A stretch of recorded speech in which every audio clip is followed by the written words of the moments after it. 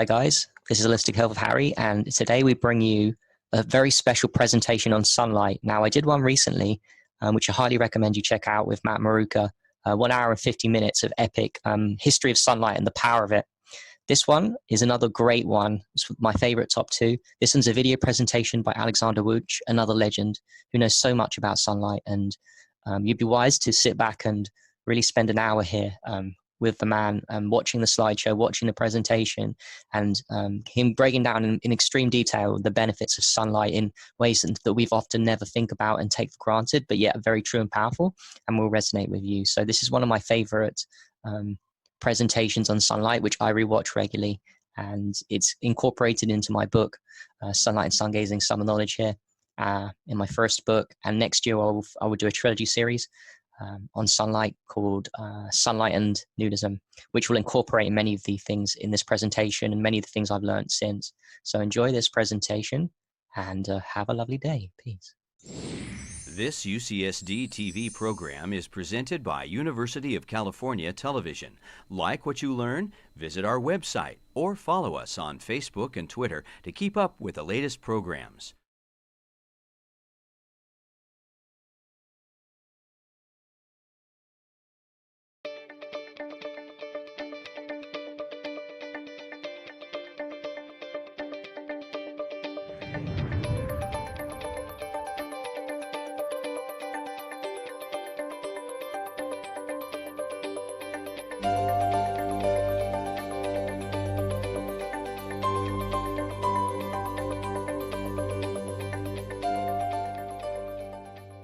Good morning.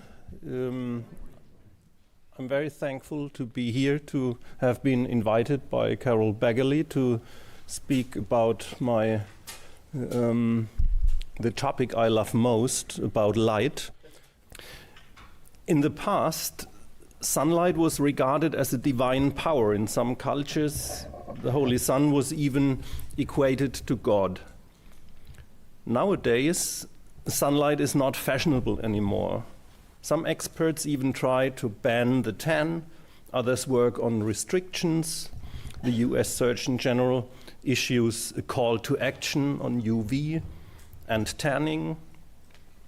How can we deal with these dark clouds in a formerly sunny sky? Knowing more details about the past can help us to adjust and normalize the extreme positions of the no-sun policy advocated by the WHO, the anti-cancer associations, and many dermatologists. How could it happen that holy sunlight, especially the UV content, is classified by the World Health Organization as a class 1 carcinogen? I would like to share some of my thoughts and insights with you, hoping that it promotes better understanding of the magical entanglement between life and light. And I hope that I can point out some aspects which explain better why most humans love the sunlight and seek for it. First, the disclosures. The author operates as consultant for JK Holding in Germany, JW Holding, and Taylor Lux in all three companies in Germany. And when we look at this cat, we can learn that all plants and animals know exactly how much sunlight is good for them. Plants close or turn away their leaves and tilt their molecular light harvesting zones. Animals seek the shadow and protect themselves by wearing a fur. Humans lost their furry skin, which meant we had to develop a completely new concept of skin, which intrinsically is not protected from solar radiation by hair, which carries pigments as melanin, for example. So the human skin is very, very complicated, and we find no other creature on this planet with comparable complexity of the skin structures.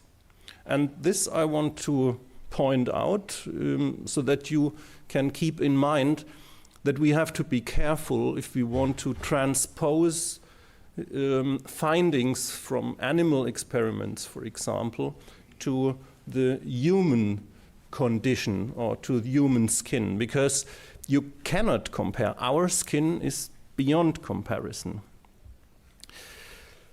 We already had some insights to what happened in the past, and why should we look into the past?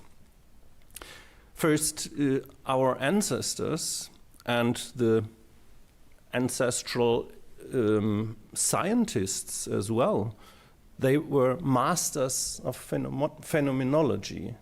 So they didn't know about the cells inside before the microscope was invented, but what happened outside was pretty clear, and they were masters in describing what happened. And in the past, the scientists could make experiments which would never pass the ethics committee nowadays. But we should keep in mind that these experiments have been performed, and if they have different findings in the past compared to what we find today, we have to ask ourselves not what did they wrong, we should ask ourselves what changed, for example, in our environment. And my idea is to bring together the findings from the past and the latest knowledge from contemporary science in order to get a kind of full spectrum understanding about our functions and our connection regarding sunlight and artificial light as well, by the way. So this slide summarizes the different aspects. Sunlight provides rhythmical alternation of day and night. It's the primordial light source for vision processes, and therefore the precondition for ocular function. Culture and religion transferred behavioral rules for exposition to sunlight according to the local environmental conditions. So here we find a difference already. We cannot issue globalized sun behavior rules because the behavioral rules depend on your personal risk profile, on your personal equipment in order to cope with the sun.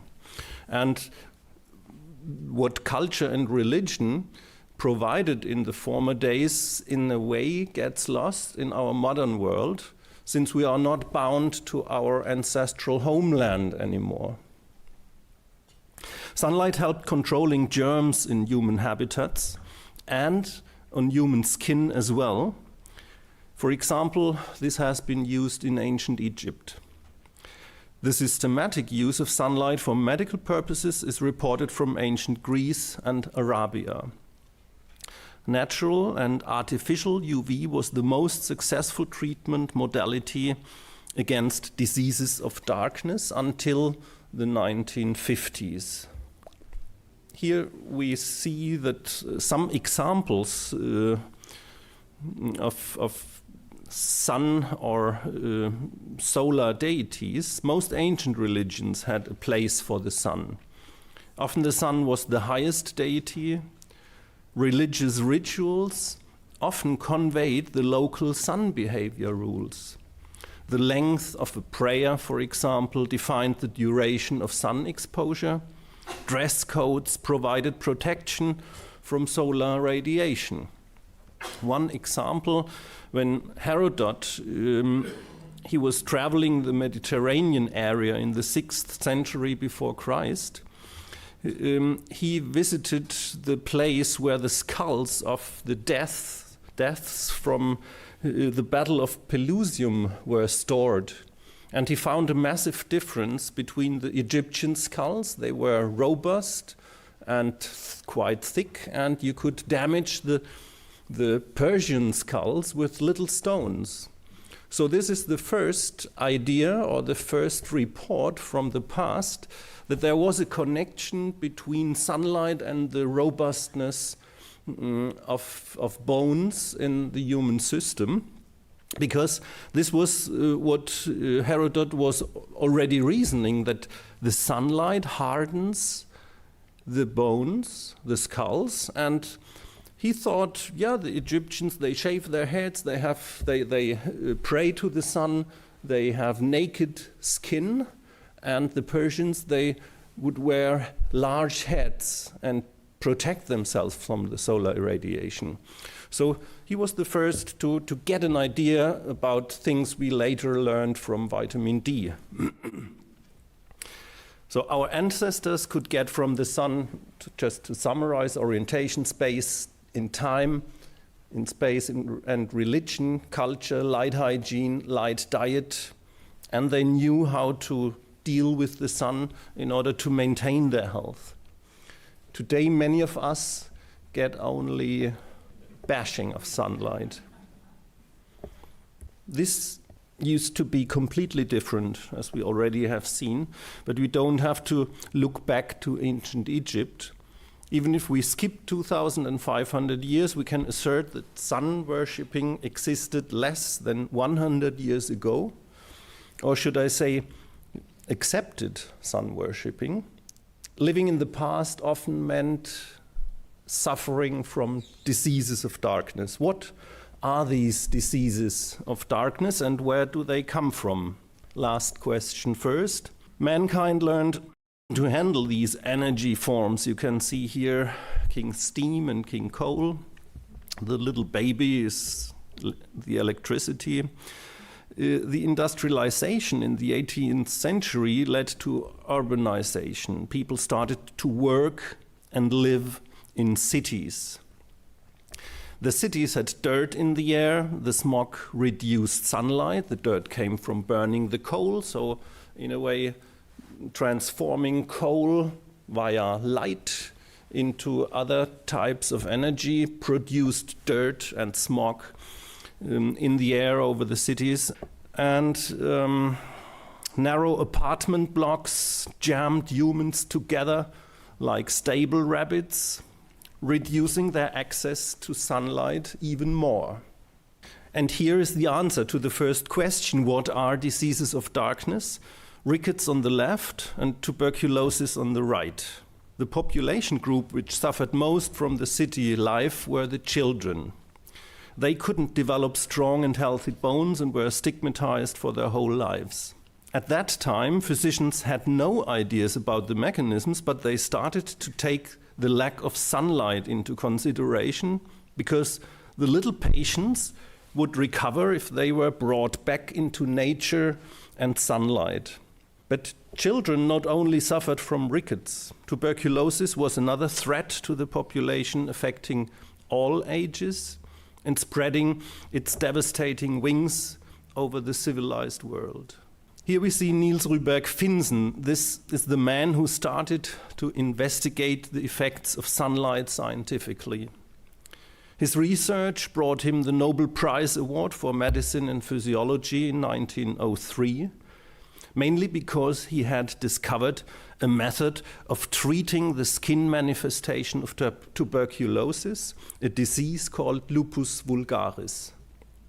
And in this timeline, you can see that he discovered or developed a red light treatment of smallpox.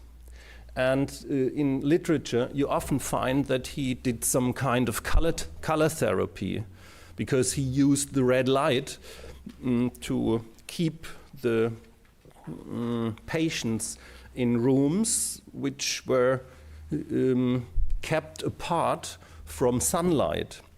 So what he already had understood, that the shorter wavelengths of light would induce inflammation processes in the patients suffering from smallpox.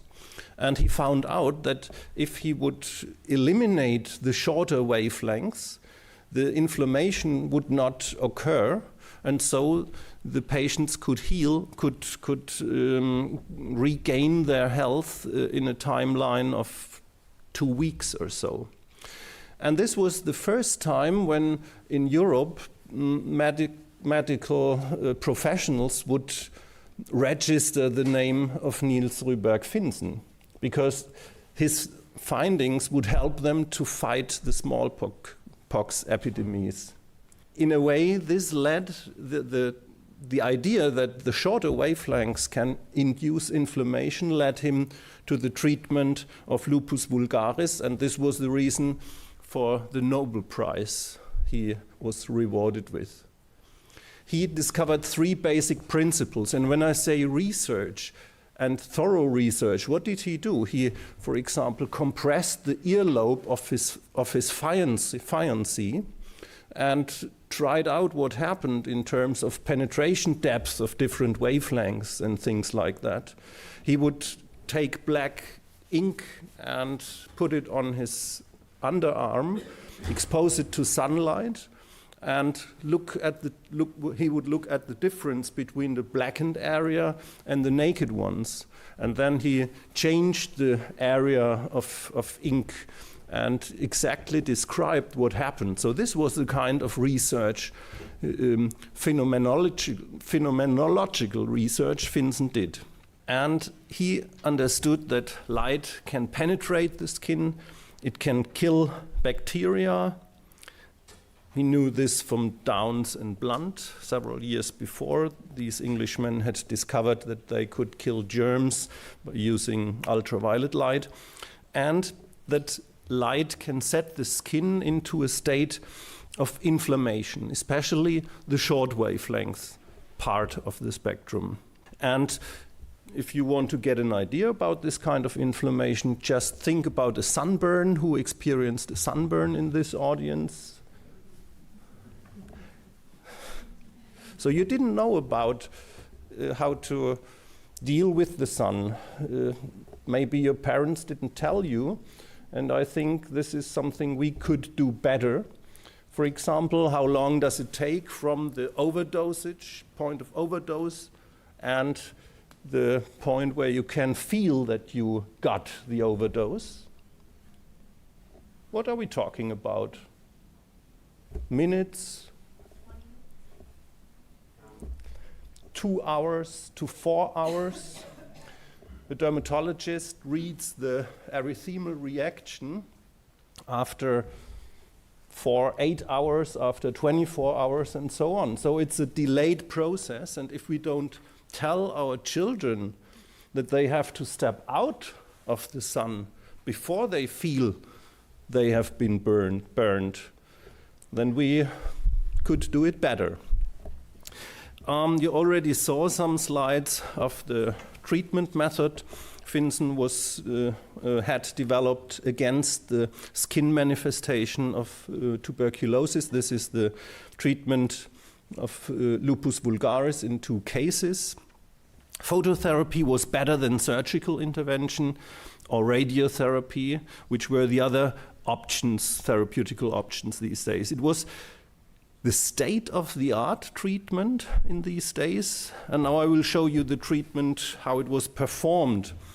These nurses, Vincent called them light elves, used concentrated sunlight, which was focused via quartz lenses onto the affected area of the skin, using these handles with hollow chambers covered on both sides with a quartz crystal lens. The compression of the irradiated skin improved light penetration significantly. The 2 fittings were used for connecting flexible tubes conducting the cooling water in order to prevent thermal skin burns. This kind of treatment worked perfectly well, as you could tell from the before and after pictures. But in Copenhagen, only 30 days throughout the whole year provided enough sunlight to perform this kind of therapy. This finding concerns most areas where people live in northern latitudes. So maybe we have to take artificial radiation in consideration as well for parts of the population who are not privileged in a way that they can step out into sunlight when the sun is up.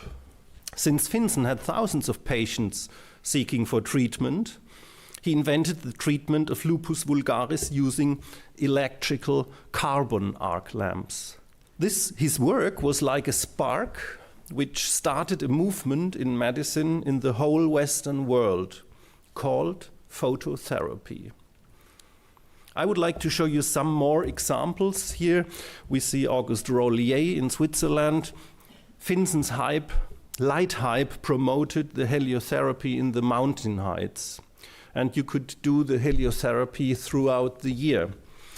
This man was to become the master of modern heliotherapy, the sun doctor. This little patient suffered from tuberculosis as well, but not the skin manifestation. In his case, the whole body was affected systemically. When this boy came to Rollier, his prognosis was quite bad. Untreated, he wouldn't have survived the next few weeks. Here you can see him after 18 months. This is the same boy, tanned, healthy, and well-nourished. And this chart explains a lot about the technique of heliotherapy. When you try to understand what Rollier did, he started to treat the feet the first day for 5 minutes. And then he put the patient back into the room. Next day, 5 minutes and 5 minutes for the feet, and just 5 minutes for the lower limbs, and so on. So he gradually adapted the patients to the sunlight. And in a way, this stands in full contrast to contemporary sun behavior, when people do not accommodate to local sunlight conditions. So, do you have any idea what I mean when I say this? People chatting all over the planet with a jet-lagged brain. They go out to the beach with their jet-lagged skin, because we learned from Michael that every cell type in our body has an own clock, which normally is synchronized by the central clock in our brain. And so when we feel jet-lagged upstairs, we are jet-lagged into the last single cell level. And I don't think that people are able to accommodate well if they cross too many timelines. So you would need 4 weeks or even longer to fully accommodate to the local sunlight condition, if it's ever possible, because for me, Australia would be unbearable in some regions. But coming back to the boy, this is the same boy after 2.5 years of skiing. This is the same boy as a young man, still alive and kicking, with no signs of skin cancer, by the way. Rollier had nearly 50 years of experience with heliotherapy at the end of his medical career. And he specifically mentions in his last textbook that he never saw a skin cancer caused by heliotherapy. The opposite is true. He even treated skin cancer with sunlight. Next step in phototherapy, sunlight against rickets. Here you can see the offspring of a single family affected by rickets, but in the lower pictures you can see it's not just a thing from the past. Do you have any idea how many % of humans on planet Earth today suffer from tuberculosis? In percent. Pardon? 30%. So something must have gone wrong with the antibiotics treatment. And in areas where people were accommodated to higher levels of solar irradiation, they are wearing clothes in the meantime, so they are vitamin D deficient as well. You already saw Kurt Hulczynski, this pediatric physician in Berlin, who discovered that there must be a substance circulating in the system which acts against rickets. So you had already seen the pictures, the X-rays from left and right hand. Only one side was treated, both sides did heal up. What the scientists found out in these days, it was not the full solar spectrum which was necessary to cure rickets. What they found out as well, that there is a shift in erythemal susceptibility. So in March, in Europe, you would get an erythema much easier. So in a way, our body invites the sun to produce these solar adaptation processes already in early spring in order to have the full protection in summer. What you can see in July and August, the threshold is the lowest for developing an erythema. Do you think we could make this kind of experiment nowadays again? I think it's hard to reproduce something like that. So again, it's important to know about, for example, circadian and seasonal rhythms from the scientists who described these in the past. This narrowband spectral band in the UVB region between 290 and 320 nanometers is able to photosynthesize vitamin D in the outer layers of the skin. He was the guy, Adolf Windaus, who unlocked the secret of vitamin D synthesis, and he was rewarded with the Nobel Prize in 1928. He was the inventor of Vigantol, the first medical preparation, concentrated vitamin D, which could be administered to children, for example, and is administered to children even nowadays. Here you see a yeast irradiation system. The industry reacted quite swiftly and learned how to bring this into products which would increase the saturation level in the system of the people in these days in order to fight rickets and tuberculosis. For example, here is an appliance for milk fortification. Here you can see sun lamps for group treatment. This is the way to the pithead bath, flanked by quartz lamps. So the coal miners, they had to go like that, naked, of course. And so they got their UVB radiation dose every day, but not because they were staying healthier. They could produce much more when they had enough vitamin D in their system. And the UVB radiation and UVA radiation increases the they could work much better after the treatment with ultraviolet light. Here you can see a central artificial mountain sun, and the artificial UV could replace real sunlight if not available, but most of the physicians working with phototherapy found that sunlight was superior compared to the artificial light, and this could be explained when you look at the spectral distribution here, the line spectrum, mostly from Mercury, and here the solar spectrum, which is much more continuous and contains even more of the visible and longer wavelengths of the spectrum. So the summary of the past is that history demonstrates that natural as well as artificial sunlight can act as a major interventional tool to prevent and heal devastating diseases when used with diligence. Our ancestors had the skills, knowledge, and technologies to deal with the sunlight in all climate regions of our planet. Some knowledge which has vanished in many of the human brains. Before the era of antibiotics, phototherapy was a state-of-the-art treatment in contemporary medicine. Where natural sunlight was unavailable, artificial sunlight was successfully used to fill the gap. So, first part is over, second part, present. Do you know this guy?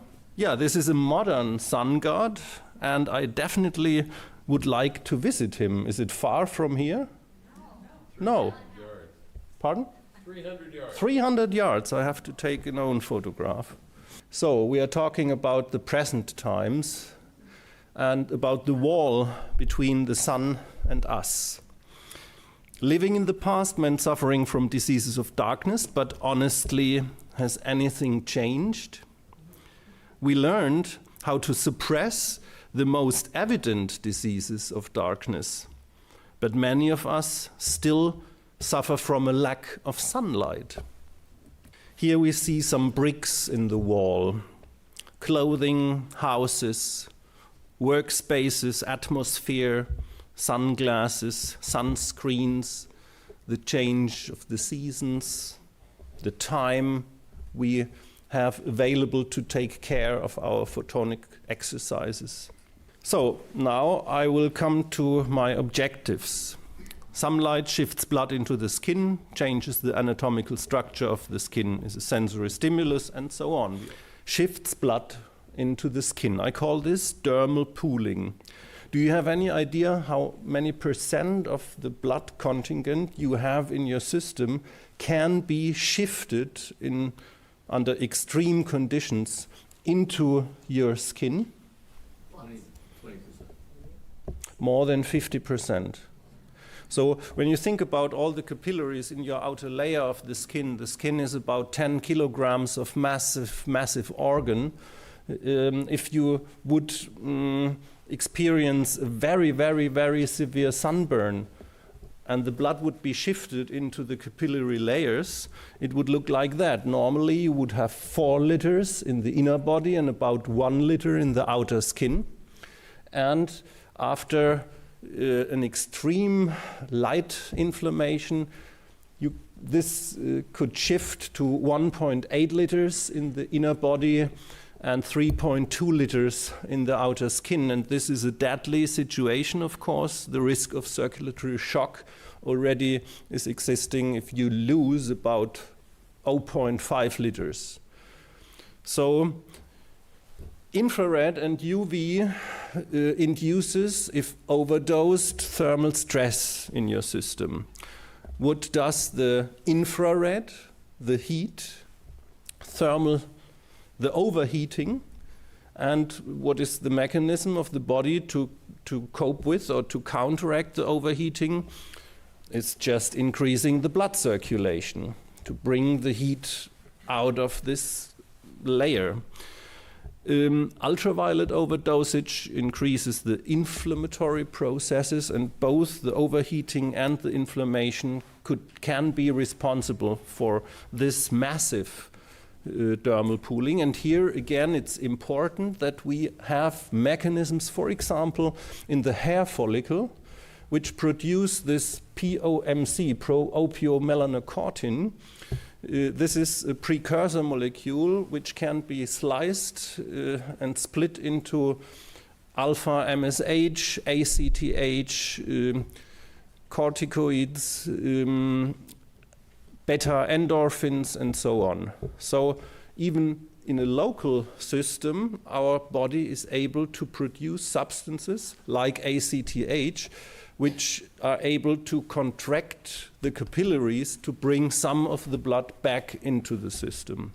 Nitric oxide is again a substance responsible for the shifting of blood into the outer layers, but there is another chromophore or molecule which can be activated by light, but in this case not by visible or ultraviolet light. This is an activation of the molecular movement of the water molecule induced by red light and so-called near-infrared light. And the near-infrared light acts like on this water molecule. Together, near-infrared light and water molecules act like little stirrers, increasing the diffusion processes apart from the capillaries, apart from the vessels. So this is an example. When we activate the infrared lamp, the water molecule starts moving, and substances represented by this red spot are transported with a higher velocity. So the next topic, changes in anatomical structures of in the anatomical structure of the skin. When we look at the skin anatomy, this is a wonderful piece of art from Mother Nature.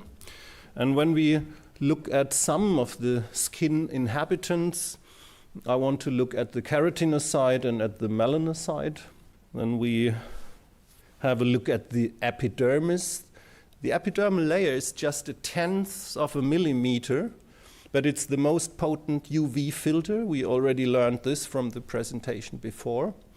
And the main population in the epidermis are keratinocytes and melanocytes. And here, may I introduce to you the keratinocytes, or floor tilers, and the melanocytes, or the painter and boss. This is the guy on the right. The basal cell layer of the epidermis and the capillaries beneath are photoreactive. So if they are stimulated by ultraviolet light, then they start proliferating. But they do not only react to ultraviolet light, they also absorb longer wavelengths. For example, the red and the near infrared light, and they receive more energy from this and a kind of activation of the metabolical processes. So when you look at these little guys, you can see that they start cell division, and so we have the next layer. This is the spinous layer of the epidermis, the next spinous layer after the next cell division, and so on and so on. And what can you see? The floor tilers, they in a way change. They change from floor tilers, from powerful persons, into these tiles. So they retract their own identity and transform into this kind of tile structure. And this is probably a possibility to teach children a little bit better what happens within the skin. And when we project the little figures into our epidermis, we can see how it looks, in fact, on site.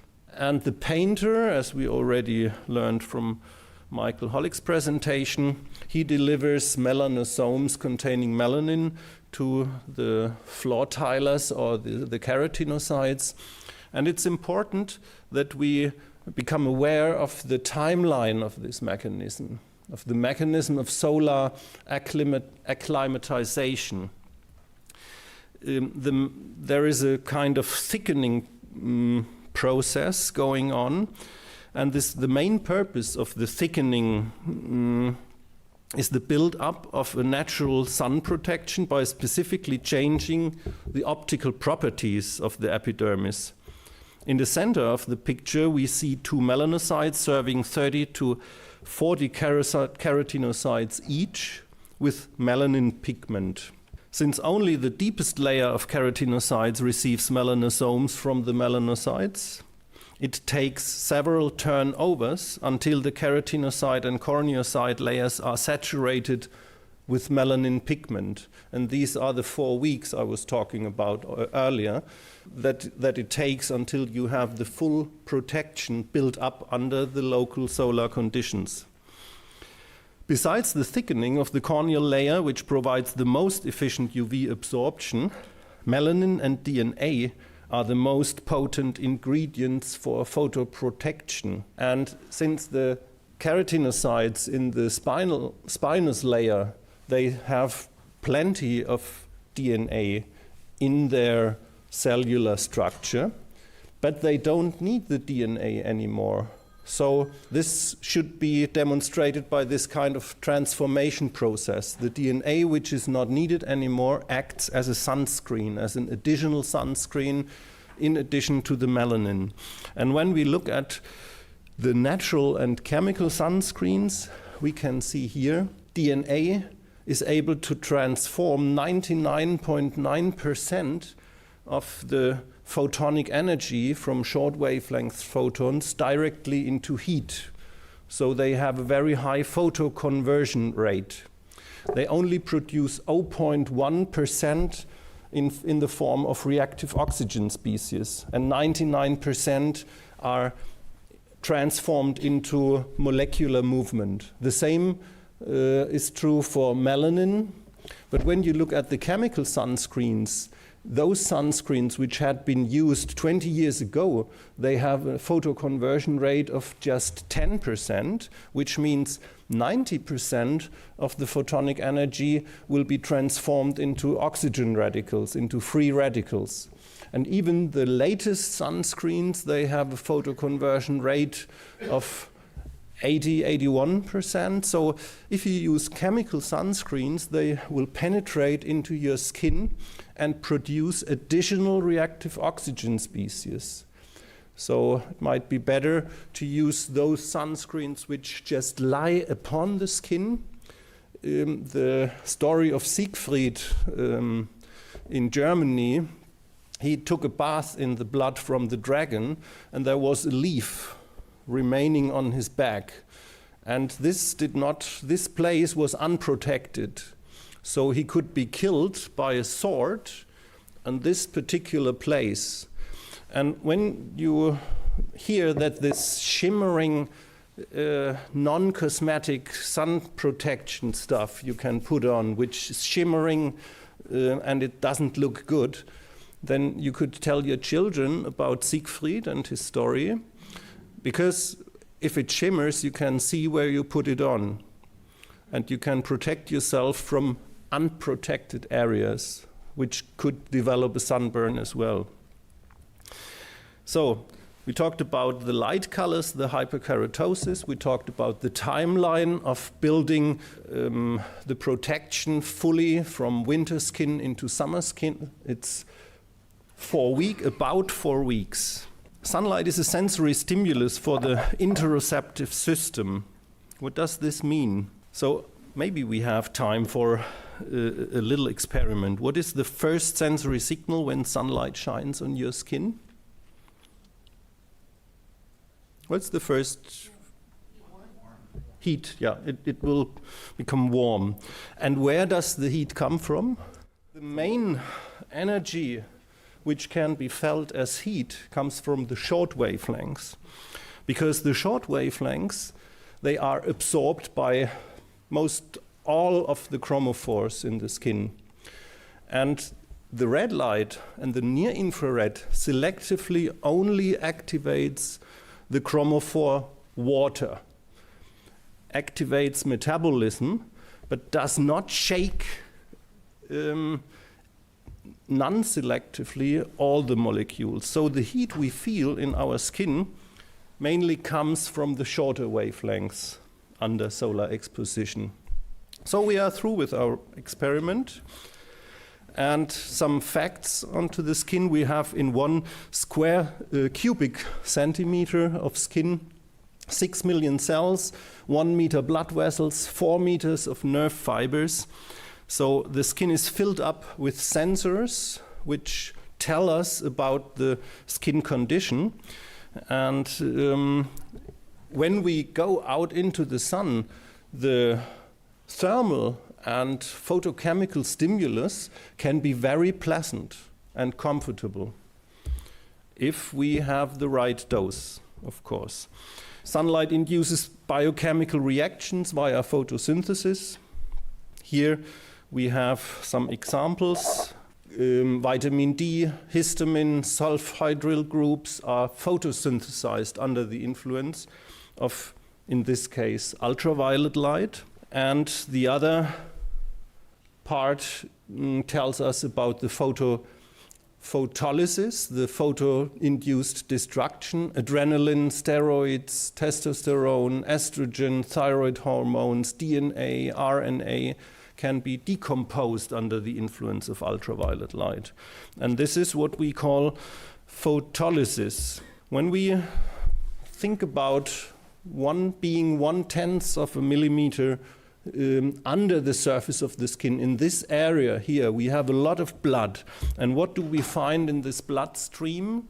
We find all the different hormones and all the different biochemical molecules which constantly flow through our blood vessels. And just to give you one example in terms of amplifying this slide, we have the vitamin D, progesterone, testosterone, growth hormone, cortisol. All these substances have absorption bands in the range of the solar spectrum. So if a biomolecule absorbs light, it just can be decomposed by it. And this happens just a tenth of a millimeter under the skin surface. Sunlight induces coordinated endocrine adaptation effects. It affects sympathetic and parasympathetic activity and is a major circadian and seasonal stimulus for the body clock. So when we look at this slide, we can see that the day starts with visible and infrared radiation, then we have UVA added, and at high noon, if the time is right in the year, if the season is right, we have additional UVB. And going back to darkness by taking apart the UVA and the visible and the infrared until it's dark again. And our system, via the eye and via the skin, detects the colors of the light in the environment in order to adapt the hormonal system to the specific needs of the time and place. So it's different if we are sitting under the sun in the desert, or if we are sitting under a leaf roof or under a tree somewhere in the woods. And the colors around us tell through the eye to our brain, to the midbrain, to the hormonal steering centers, what happens around us and what is to do in order to cope with this particular situation. So bright light means stress, and we have an additional receptor here in the retina which forms a non-visual signal under the influence of short wavelength or blue light. And this pathway, it's the retino-hypothalamical tract, directly connects to the nucleus suprachiasmaticus, which is the central body clock in our brain, and which has the task to synchronize all the other cellular body clocks in our system. And this nucleus suprachiasmaticus, this central clock, is linked and connected to the main steering organs, the pituitary gland and the pineal gland, which represent an antagonistic system. And already the eye tells our system if it's day or night outside. And here you can see what kind of hormones are produced by the pituitary gland or by the pineal gland. These signals through the eye program our vegetative and autonomous system in order to perform the task which belong to the day, to the time of the day.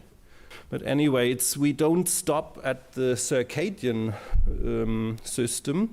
We have geographical characteristics on this planet, and in the equatorial region, we have more or less the same temperature throughout the year. We have same day and night length. But if you are apart from the equator, then we have to adapt to, for example, 16 hours of day. We have adapted to only 8 hours of the day. This is the case in Germany, where I come from, in Heidelberg at the moment. And another important issue is the temperature. So in the equatorial region, you have homogeneous temperatures throughout the year. But in the northern latitudes, this is not the case. When we look at this moose here in wintertime loses up to 30% of its body mass, and he has to switch over his metabolism in order to compensate for this loss during summer times. He has to fill up the loss. He has, like you would change the characteristics of your heating appliance in the house. During the winter, you have to heat the house, and during the summer, we have to dissipate heat. So, for example, our body needs much, much more water in summer times in order to cool down.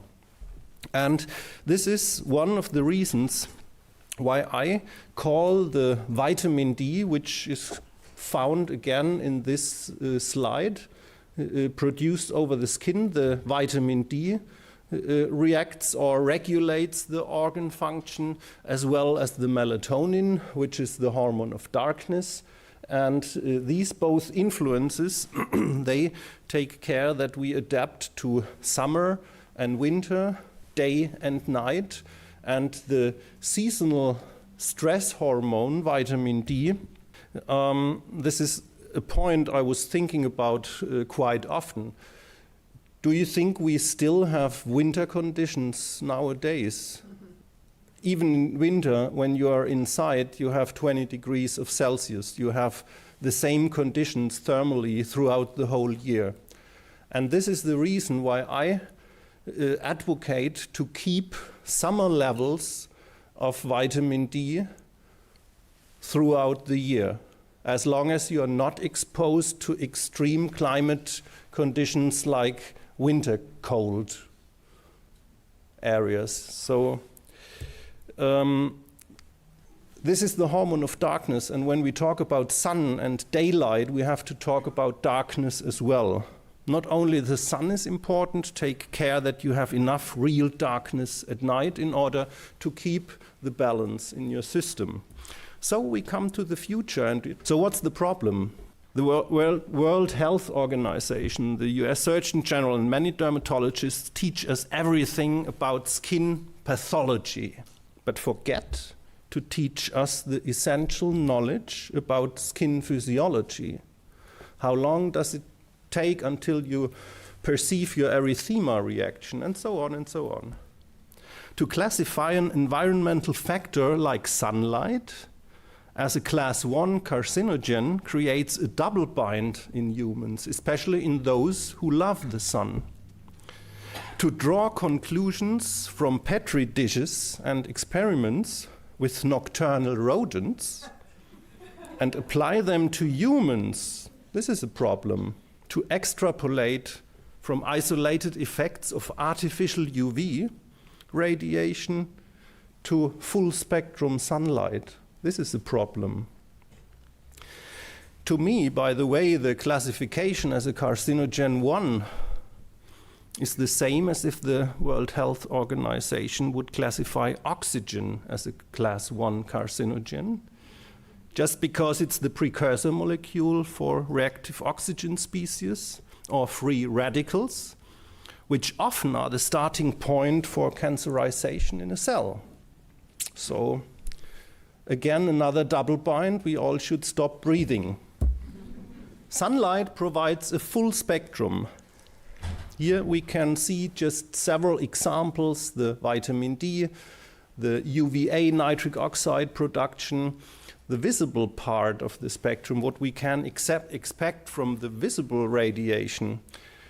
This would cover another presentation, so I won't talk about this, but the activation of the water molecule in terms of increased diffusion processes.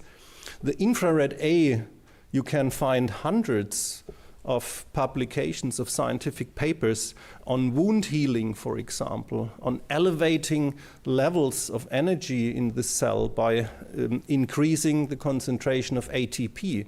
This can be achieved with infrared A. So can you imagine what happens if you stress the cells using short wavelengths without providing energy and diffusion with the longer wavelengths? I think it's not the same if we just take out one part of the spectrum and think we can do it better than nature. Here, again, a chart which summarizes the effects of the different ranges in the optical spectrum. Risk factors for skin cancer: UV intoxication, overdosage, genetic predisposition regarding the skin type, hormonal predisposition, including hormone replacement therapy, ingredients of skincare products, intake of photosensitizing drugs, other medications just like Viagra or tetracycline, contact with petrochemical products, environmental pollutants, electromagnetic radiation. Sometimes when I meditate over this incomplete list, I wonder if the real culprits for the massive increase of skin cancer just try to hide behind the back of the sun and the tanning industry. Many insights come from experiments in a petri dish performed with naked, unprotected cells. Other results come from epidemiological data. Here it is very difficult to find out which factors may also have played a role. For example, if you treat a sunburn with corticoids, the treatment may block important repair activities of the skin. If later in life certain problems occur, was it the sunburn itself, or was it the treatment which stopped the repair mechanisms? I can't give you the answer, but I can raise the question. What can we do? We can disseminate solar knowledge and competence. We can give individualized counseling. We can provide time and space for regular photonic exercise. We can improve appliances for full spectrum artificial insulation. We have to revise scientific data for roots of misinterpretation and correct them. And we can share our knowledge and experience with like-minded people, just as we do today, tomorrow, and hopefully beyond. Conclusions: moderate and diligent sun exposure has positive effects and health benefits for most humans. There are some groups with a higher individual risk profile. We can help them to find out to which group they belong. And I would recommend the writer's experience in light therapy extending over more than 50 years, between 1876 and 1927, has convinced him that of the many physical agents which lend themselves to therapeutics, light is one of the most potent. As a prophylactic measure, light has no rival except fresh air, and fresh air and light are usually associated. The lack of sunlight is probably the dominant factor in cloudy regions in raising the death rate from tuberculosis and degenerative disorder through prevention of normal development and the lowering of vital resistance. In the first edition of this work, Kellogg expressed the opinion that the time would soon arrive when no hospital will be considered completely equipped, which does not include in its outfit a full set of electric light appliances for therapeutic use. That day has dawned, and the interest in light therapy and light as a prophylactic agent has risen to such a high pitch of fervor that the day cannot be far distant when every college and every public school will be supplied with facilities for sunbaths, and artificial sunlight supplied by arc lamps will be installed in schools, factories, office buildings, college dormitories, nurseries, and in well-furnished hotels and private homes. A large part of the civilized world is living in the shadow and becoming wan and weazened in consequence. The time has fully come when the whole population should be stirred up to follow the injunction of Holy Writ to walk in the light. This is from Kellogg 100 years ago, and I think it's still a contemporary message to all of us. Thank you for your kind attention, and thank you especially for